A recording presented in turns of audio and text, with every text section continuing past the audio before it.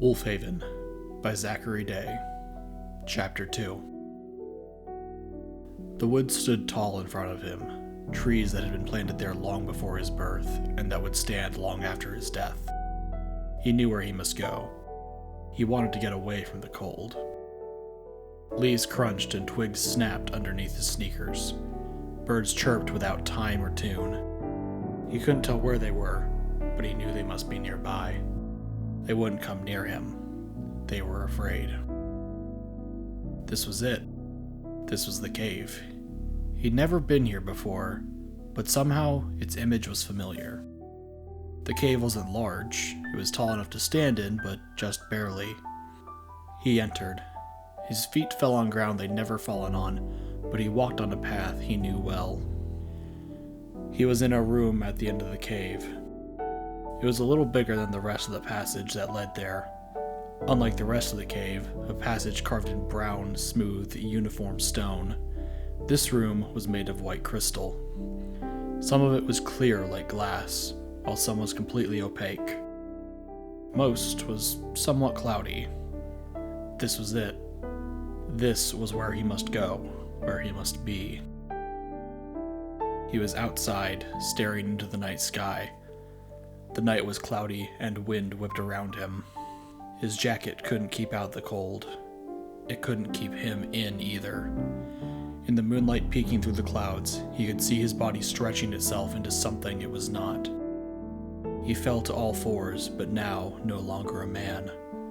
An opening in the clouds revealed the whole of his new form. He howled into the night sky, a wolf howling at the full moon. "Mr. Haydenson!" Connor snapped back to his class. His teacher was staring at him, along with a few of his classmates. "What?" he asked. "Are you going to stay with us, or would you rather skip this part when the test comes?" Connor rolled his eyes and shifted in his seat. The teacher continued the lecture as Connor pretended to pay attention. That dream wouldn't leave him. Ever since the night he was attacked, even before he'd woken up in the hospital, he'd had that same dream. He recognized the bits of woods from the beginning. It was the same woods from behind his house. But beyond that, he had never seen any of it while awake, assuming any of it was real. Maybe he'd go look for it. It might work for some photos. The bell rang, signaling the end of the period. Connor picked up his bag and shoved his pencil and paper inside. Tonight was surprisingly light on homework, so if there was a good time to try and find the cave, it was tonight. Connor sat in his seat in his final class of the day. He pulled out the pencil and paper once again. His sketch was beginning to take shape after all day working on it. The face and matted fur looked how he wanted, but the rest needed more time. The rot didn't seem right, and just one pencil wasn't capturing the glow quite right. "What's that you're drawing?" Connor glanced at the boy next to him. He didn't remember the boy's name, but they had talked a few times. Mostly the boy had talked while Connor gave brief answers. "A wolf," he replied. "It doesn't look healthy." The boy leaned over to get a better look. Connor tensed. "Yup."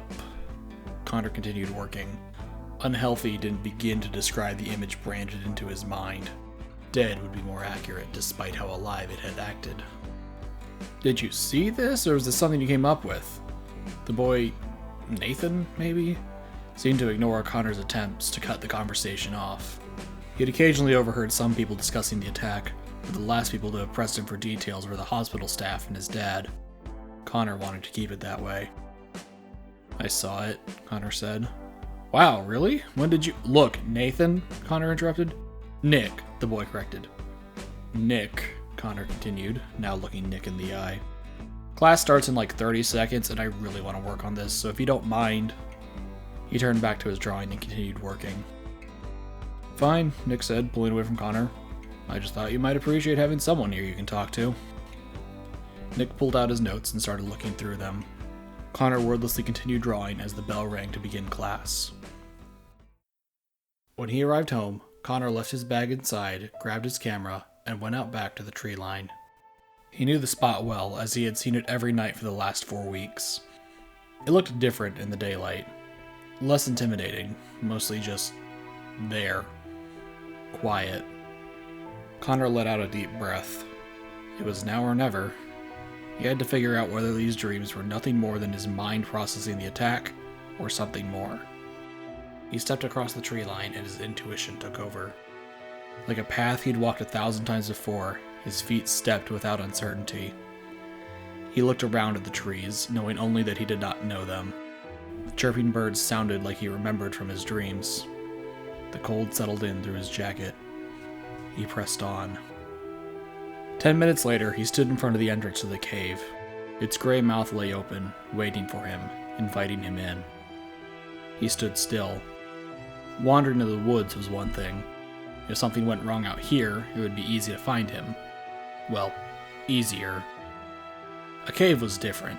He'd come this far solely on the familiar feeling flowing through him, but a cave was too dangerous to enter solely on feeling. Still, though, Connor stepped in. He didn't need to go far. He could just stay within sight of the entrance. He pulled out his phone to use as a light. The cave stretched on into darkness. Drips echoed out from the stone throat. Connor looked back once more towards the way he'd come. The quiet forest waited for him to enter. It knew what he was here to do. Did he? Of course he did. He'd come for answers. He needed to know why he'd seen this cave so much. Why it had occupied his dreams, his thoughts for so long. The answers must be here. He had to find out. The white crystal cavern offered no answer. Connor was surrounded by stone, and while its beautiful, eerie quality came out in the light of his phone, it was still just stone. Connor could feel the tension inside him building. He'd come out here foolishly following a literal dream. Of course it was just stone. What else was he going to find in a cave? He let out an exasperated sigh and turned around. This place was just as useless and meaningless to him as the dreams that had led him there.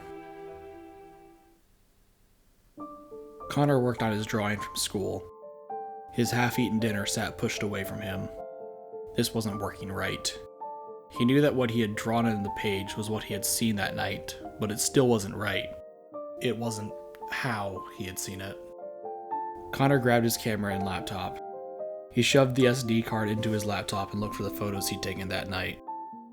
Only one of them was even close to what he was looking for. That last moment before the wolf had bitten him, the wolf's eyes glowing back at him from the flash, faced him on the computer screen. In that frozen moment, Connor could see the details he hadn't yet captured. The skin looked torn in places, sometimes overlapping like towels over a spill. Muscle and bone peeked through where the skin failed to meet. Blood splattered in odd, incongruous patterns across the face. The eyes themselves looked like a mirage, for though at first glance they looked perfectly real, the lack of a reflection from the flash gave them an out-of-place quality. The sun sank below the horizon. Connor finally stood to turn on a light. It wasn't too late in the evening. He had another few hours before his eyes started to cross. He flipped the switch for the kitchen light. That wasn't his hand. Connor generally didn't take cliches at face value, but of the many things he knew like the back of his hand was one of them. This hand had too much hair and long, sharp nails. Connor looked at his reflection in the window that overlooked the back porch. What looked back at him was not the reflection he remembered.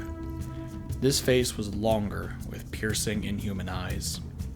Hair covered a normally clean-shaven face. The ears were stretched, pointed, higher on the head. Connor stepped back. The face shrunk. This couldn't be happening. He had to be dreaming. Nothing else made sense, even when considering that he had no history of lucid dreaming. Maybe hallucinating, perhaps something that had happened when the wolf bit him that the doctors hadn't discovered. Maybe something that they couldn't discover. Something like... No, that was absurd. He just needed some air. Connor grabbed his jacket and stepped outside, trying to ignore the itching developing all over. The wind and cold was picking up as the night clouded over. If there was supposed to be a storm tonight, he didn't remember it in the forecast. No matter, he would only be out here for a minute. That should be all he needed to clear his head. He'd probably just spent so long thinking about that wolf picture that he was seeing things. The wind picked up, absolutely howling in his ears, yet it felt nowhere near as strong as it should have. Sure, it was no gentle breeze, but it sounded like a hurricane. The trees shook, leaves blowing in the wind. It didn't make sense. Connor stepped towards the deck railing and leaned against it. The creak of the deck's boards was so much louder than it was before. Was the deck wearing out so quickly? Connor reached up to scratch an itch. He immediately jerked his hand away with a whisper of shock. He touched the spot again, gently. It was wet and sticky. He looked at his hand. A spot of blood smeared across his clawed hand. Connor stared, trying to ignore what had just happened, but unable to deny what his eyes were seeing plainly. His hands were not human anymore. He put his other hand to his mouth. That wasn't his mouth. If it was, it wouldn't have been so stretched out from his face. Connor ran. His balance was off, like the ground was farther below him than it should be, but he ran. Into the woods he charged, arms flailing to keep him upright, fighting to keep him going. His feet strained against his shoes, trying to burst through them. His lungs fought to get air in and out. He had to get to that cave. Whatever was happening, he might be able to find an answer there, and if not that, a refuge at least. The familiar path passed by him in a blur. Though it was dark out, he saw the path ahead of him as clearly as he had that afternoon. But even with the clarity of vision, the confusion of his balance failed him. He lifted his face out of the dirt and leaves. His arms were too long for the sleeves of his jacket. What should have reached past his wrists now barely covered his elbows. Connor stood and tried to run again, but he couldn't keep upright. Instead, as he fell to the ground again, he caught himself and took off running on all fours. He moved with ease as if this was how he'd always run. Faster, faster he went, dodging around trees with dexterity he'd never had before. What had been 10 minutes before passed in less than half that time. As he drew near the cave, he saw a faint glow emanating from within. Not taking the time to think about it, he rushed into the cave, hoping to settle down and hide until he could process what was happening. In the cave, he skidded to a stop. He stared at the cave floor, trying to catch his breath. He wanted to stop the thoughts throwing themselves against his mind. He could see his stretched limbs, feel the stone and dirt against his now shoeless feet, breathe against the fabric straining to hold together over his mutated form. But his mind could not believe. It was impossible. Magic, monsters, curses, those were all just fiction or metaphor, the nightmares of children. He couldn't understand what he saw, and he could not accept it either. The cave light grew. Connor looked up and further into the cave. The white crystal room glowed with a soft, cool light. Connor stood to his legs. He could not stand to full height due to the rock ceiling, but he wasn't going to crawl around like an animal. He stepped cautiously forward, taking care that his foot was secure before lifting for the next step. He stopped in the center of the room. Here he was able to stand at full height again. The white crystal surrounded him as it had every time before. Unlike earlier that afternoon, the crystal glowed. But it did remind him of the dreams. In the dreams, the crystal was bright. The brightness would grow until eventually the dream would shift or he would wake up. Now, though, the crystal remained an even, gentle glow, enough to see, but not enough to hurt the eyes. Connor relaxed a little. At the very least, he could wait here until sunrise.